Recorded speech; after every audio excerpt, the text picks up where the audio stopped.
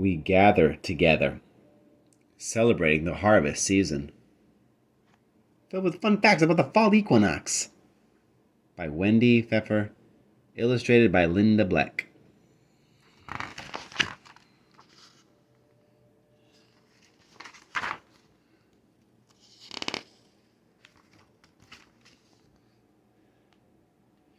During early autumn, in the northern part of the earth, chipmunks pack their cheeks full of seeds to store in underground burrows. Red fox pups hunt for rodents and fruit to eat, then bury leftovers to dig up when food is scarce. Beavers store twigs and sticks underwater to chew when ice covers their pond.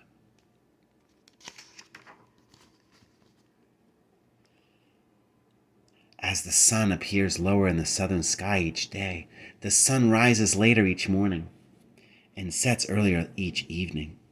Days grow shorter, the nights cooler, and the growing season ends. Time to prepare for winter. Black bears gobble honey, grubs, fruits, and roots, building layers of fat for the cold days ahead. People pick purple grapes, yellow squash, orange pumpkins, and crisp red apples. They husk corn, gather nuts, rake cranberries, and enjoy the harvest season. But today, there's little need for them to stockpile food for winter as the animals do. Ships, trucks, and cargo planes transport it from parts of the world where fruits and vegetables are still growing. When it's winter in the northern hemisphere, food is brought in from the southern hemisphere, where it's summer.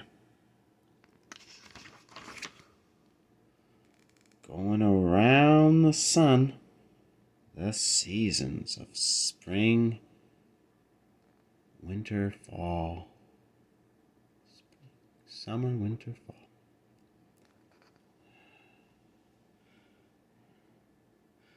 Different seasons are caused by the tilt of the earth as it moves around the sun. When the northern part of the earth tilts toward the sun, the north gets lots of sunshine, and it's summer there. When the northern part of the earth tilts away from the sun, the north gets less sunshine, and it's winter. Between summer and winter, around September 21st, the sun crosses the equator and shines equally on both the northern and southern parts of the earth. On that day in the northern part of the world, summer ends and autumn begins. Day and night have equal hours all over the world. For many, the autumnal equinox signals a time to harvest crops.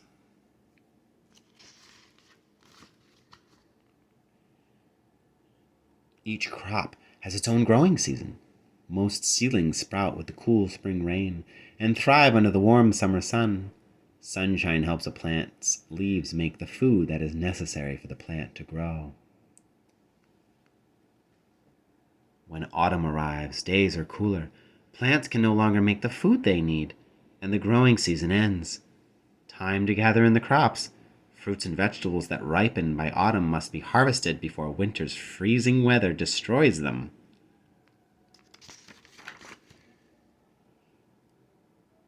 $300,000 ago, no one knew how to plant seeds to produce a bountiful harvest. Cave dwellers picked berries, collected nuts, dug roots, and gathered wild plants.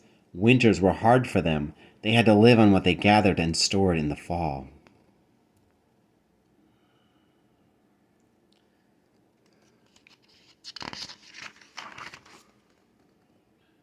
About 10,000 years ago, where Syria and Turkey are today, tribes learned to grow wheat and barley from seeds. How exciting it must have been to plant one seed and produce a stalk with many. 8,000 years ago, in Egypt, people discovered the warm climate was perfect for farming. The Nile River provided water, and once each year, its floodwaters deposited rich, black, fertile soil on both sides. Plants grew in abundance.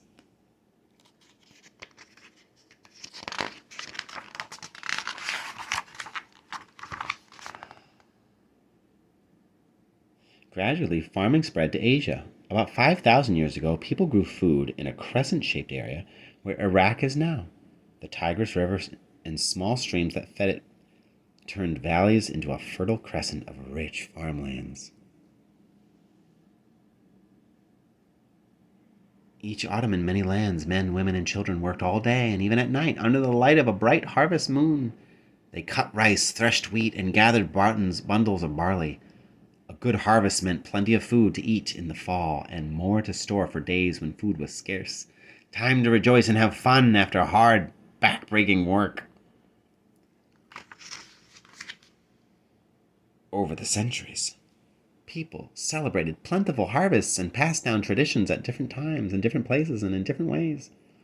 All over the world, harvest celebrations from the past are still being carried on today.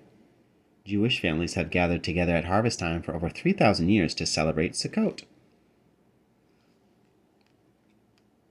During this 8-day festival of Thanksgiving, they wave palm, myrtle, and willow branches, then point them in all directions to show that God is everywhere.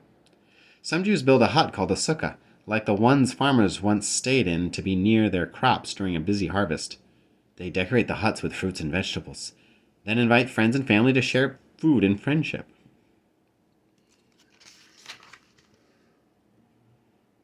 People in southern India have celebrated Pongal, a 4-day rice festival, for over 2,000 years. On the first day, they decorate their front doors with rice flower designs and give thanks to the rain gods. On the second day, they cook Pongal, a sweet rice pudding, and offer some to the sun god. On the third day, they honor their cattle to thank them for pulling the plows. The fourth day, family and friends gather on riverbanks to dance and enjoy a bountiful feast, including, of course, freshly harvested rice. The people of Japan have held rice festivals for over about 2,000 years. In spring, girls dressed in kimonos plant rice while musicians play bells, drums, and flutes. In summer, they hold a lantern festival to express their joy as the rice ripens. When fall comes, they celebrate the rice harvest with parades and a dragon dance. During their moon viewing ceremony, people sing while watching shadows on the full moon. Many think the shadows show a rabbit making rice cakes.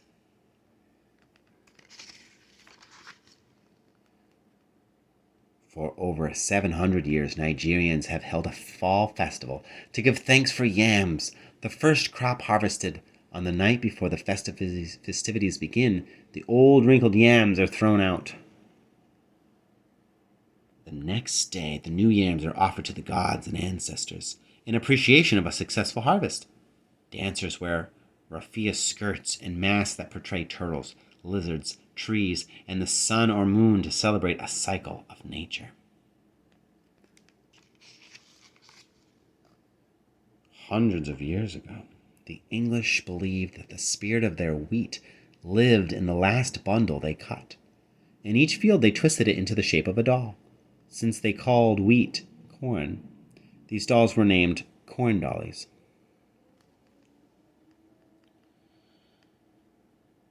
They were hung in barns or churches during the winter, then plowed back into the earth in the spring to ensure a good harvest in autumn. People still make corn dollies just for fun.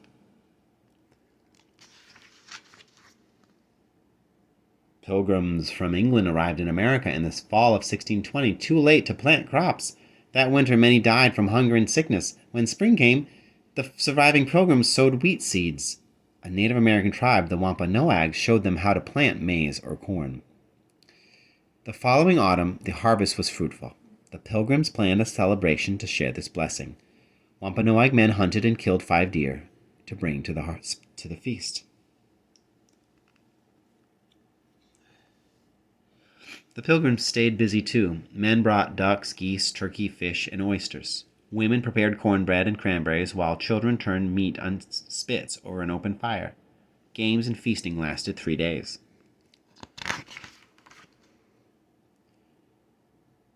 Bountiful harvests have been celebrated since earliest times.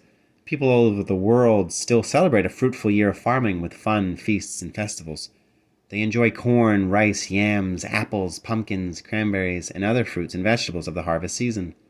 Autumn, with its brilliant colors and delicious gifts of nature, offers friends and families a time to gather together and give thanks for all their blessings.